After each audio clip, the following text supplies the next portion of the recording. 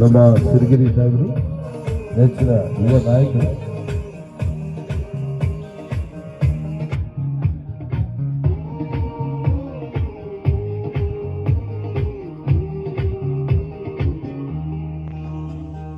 ಎಳ್ಳು ಜನಗಿರುವ ನೀರು ಎಳ್ಳು ಜರಿಯ